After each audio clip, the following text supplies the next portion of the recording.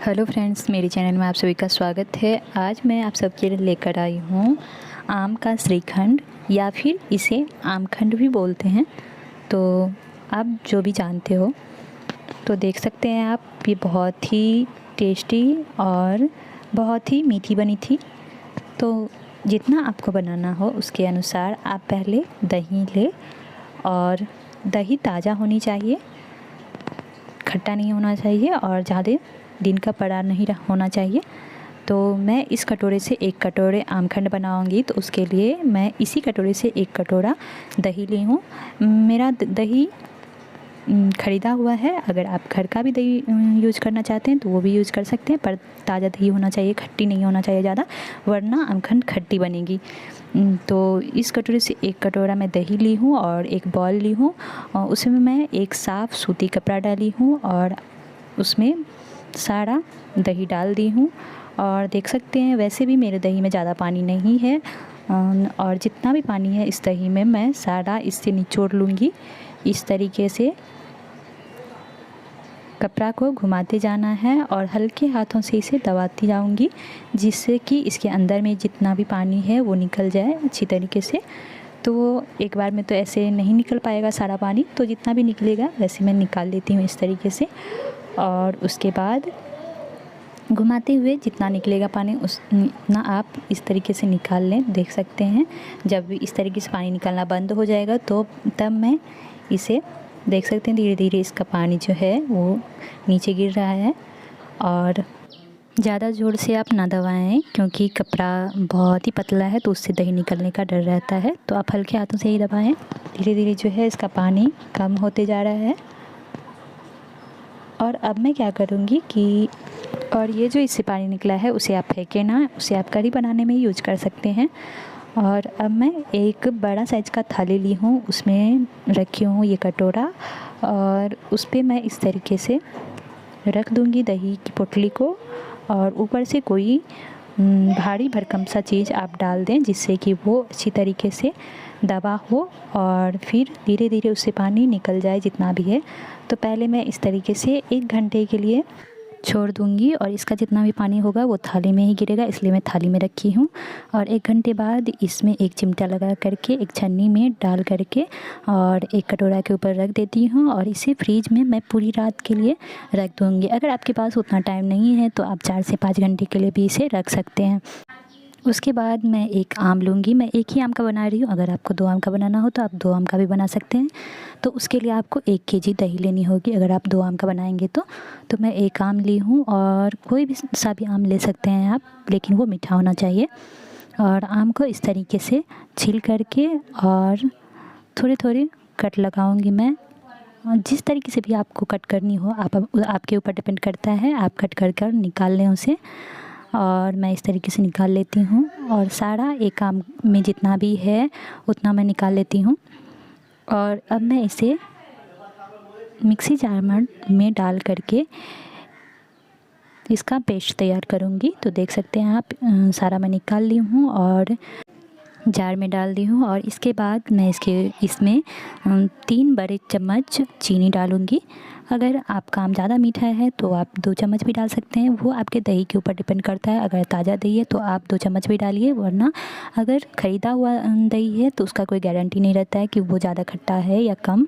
तो आप 3 चम्मच भी डाल सकते हैं। तो मैं यहाँ 3 बड़ा चम्मच डाली हूँ चीनी, और अब मैं इसका पेस्ट तैयार कर ली हूँ। और पेस्ट तैयार करने के बाद इसे आप किसी भी चीज़ में निकाल लें। तो मैं एक बॉल में निकाल ली हूँ, और अब मैं निकालूंगी दही को। तो दही आप देख सकते हैं, दही मेरा जमकर तैयार हो चुका है, और इससे सारा पानी निकल चुका है। पूरी रात के लिए मैं इसे छोड़ दी थी, और आप देख सकते हैं ये एकदम पनीर जैसे बनकर तैयार हो चुका है। तो इसी तरीके से आपका भी पनीर जैसे बनकर तैयार होना चाहिए, बिल्कुल भी इसके अंदर पानी नहीं है।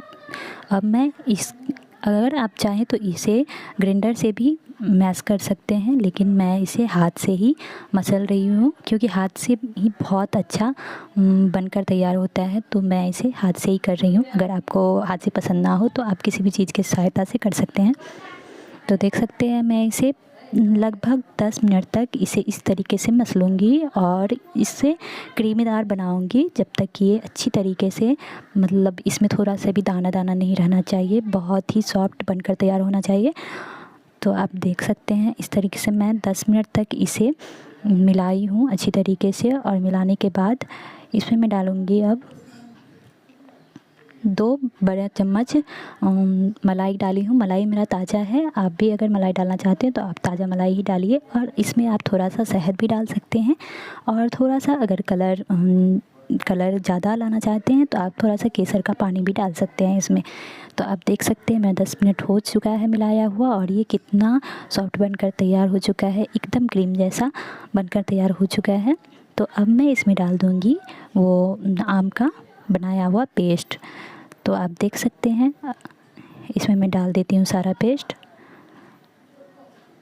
और पेस्ट डालने के बाद इसे मैं अच्छी तरीके से मिलाऊंगी। इसमें मैं ज़्यादा कुछ यूज़ नहीं की हूँ, अगर आप चाहें तो इस तरीके से भी बना सकते हैं और अगर आप चाहें तो इसमें थोड़ा सा 1 चम्मच करीब शहद भी डाल सकते हैं। और कोई कोई तो ये मिल्क पाउडर भी डालता है, तो मैं यहाँ कोई ज़्यादा चीज़ यूज नहीं की हूँ, बहुत ही सिंपल और बहुत ही आसानी तरीक़ा से बताई हूँ। ऐसे भी आप बनाइए, बहुत ही टेस्टी लगता है खाने में। और इस तरीके से मिलाते हुए मैं सारा आम और दही को मिला ली हूँ अच्छी तरीके से। तो देख सकते हैं ये रेसिपी मेरी लगभग बनकर तैयार हो चुकी है। तो अब मुझे कुछ भी नहीं करना है, वो अच्छी तरीके से मिला होना चाहिए। तो मैं इसे लगभग 2 से 3 मिनट तक और मिलाई हूँ आम का पेस्ट डालने के बाद। और ये देख सकते हैं मेरा आम्रखंड बनकर तैयार हो चुका है। तो अब मैं एक बॉल में इसे डाल लेती हूँ। तो आप देख सकते हैं एक कटोरी ली हूँ और उसमें मैं इस तरीके से डाल देती हूँ। और आप इसके ऊपर से थोड़ा सा ड्राई फ्रूट्स भी डाल सकते हैं। और मैं ड्राई फ्रूट्स नहीं डाली हूँ, थोड़ा सा आम इसके ऊपर से डाल दी हूँ ताकि देखने में अच्छा लगे। और आप ऐसे भी खा सकते हैं, ये बहुत ही अच्छा होता है। तो आप देख सकते हैं मैं आधा आम ली हूँ, आधा से भी कम आम ली हूँ और इसे मैं छोटे छोटे पीसेज में कट कर रही हूँ। अगर आप चाहें तो बड़े पीसेज में कट कर सकते हैं, वो आपके ऊपर डिपेंड करता है।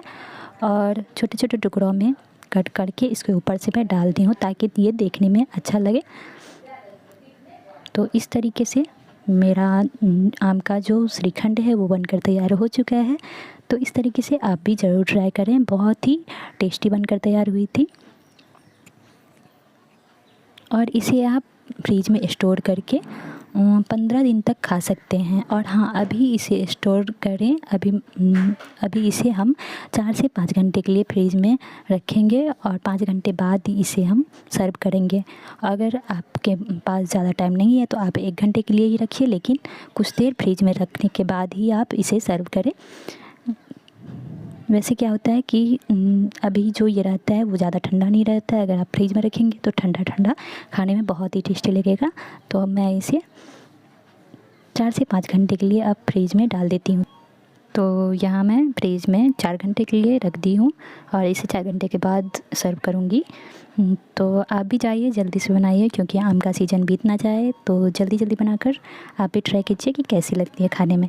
तो ये रही मेरी आमखंड की रेसिपी। मेरी रेसिपी आप लोगों को कैसी लगी कमेंट के ज़रिए ज़रूर बताना। और मेरे चैनल पर अगर नए हैं तो मेरे चैनल को लाइक शेयर सब्सक्राइब करना ना भूलें।